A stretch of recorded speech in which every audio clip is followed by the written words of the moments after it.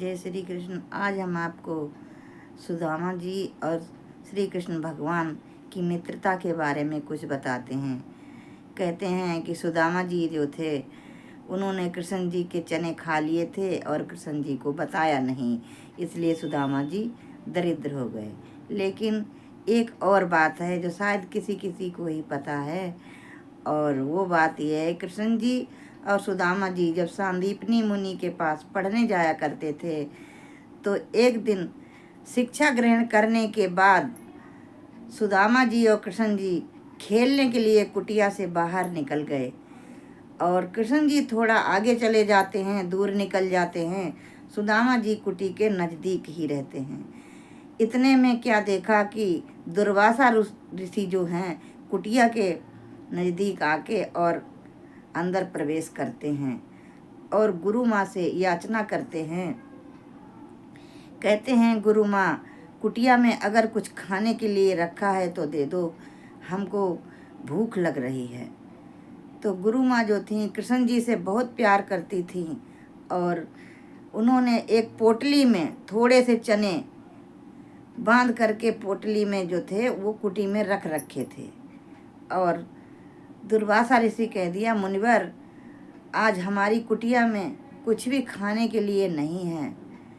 तो दुर्वासा ऋषि जो थे वो अपने क्रोध से जाने जाते हैं, उनको जल्दी क्रोध आ जाता है। उन्होंने अपनी आंखें बंद की और दिव्य नेत्रों से देखा, दिव्य दृष्टि से देखा कि कोने में एक पोटली में चने छुपा रखे हैं। गुरु माता ने हमको मना कर दिया है। तो उन्होंने क्रोधवश आकर उनको श्राप दिया कि जो ये चने खाएगा वो दरिद्र हो जाएगा। ये बात सुदामा जी सुन रहे थे, कृष्ण जी को ये बात नहीं पता थी। तो जैसे ही कृष्ण भगवान आते हैं और गुरु माता उनके हाथ में वो चनों की पोटली जो है देती हैं और कहती हैं, बालको, आप जंगल में जाओ, जब भूख लगेगी तो आप लकड़ी काटते वक्त इन चनों को खा लेना। तो इतनी बात सुन करके कृष्ण जी को नहीं, वो चने सुदामा जी अपने हाथ में ले लेते हैं और वो अपने दोस्त का श्राप अपने सर पे ले लेते हैं। कहते हैं कि ये श्राप इनको लगेगा तो हमारी दोस्ती कैसी, हम भी दोस्त के लिए कुछ करना चाहते हैं। तो सुदामा जी ने वो चने ले लिए और दोस्त का श्राप अपने ऊपर ले लिया। कहते हैं कि इस बात से भगवान तो हर चीज़ उनको पता है, भगवान को तो सब कुछ मालूम है, उनसे तो कुछ भी नहीं छुपा है, वो क्या नहीं जानते हैं।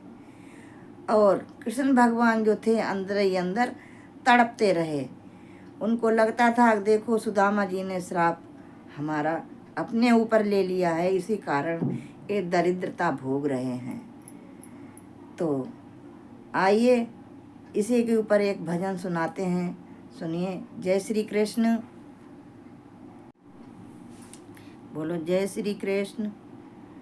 कि जितना राधा रोई रोई श्याम के लिए, कन्हैया उतना रोया है सुदामा के लिए। कन्हैया उतना रोया है सुदामा के लिए।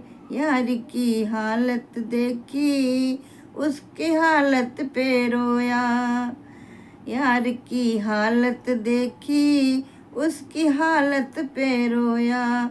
यार के आगे अपनी शान शौकत पे रोया।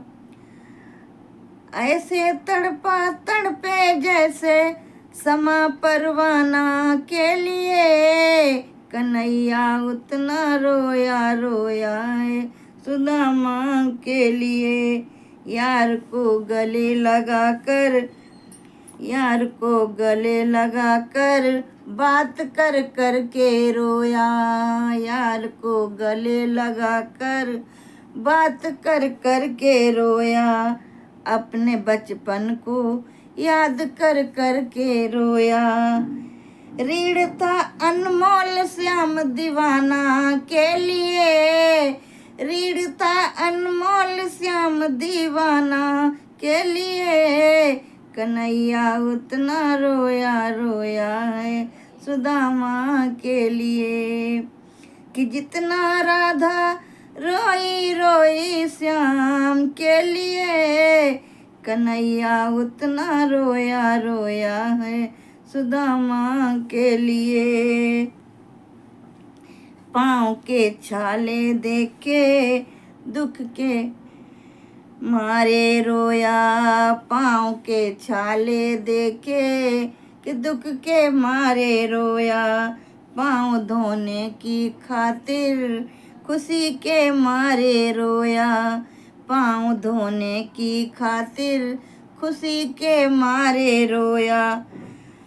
आंसू थे भरपाई बस हर जाना के लिए, आंसू थे बस हर जाना उस भरपाई के लिए, कन्हैया उतना रोया रोया है सुदामा के लिए।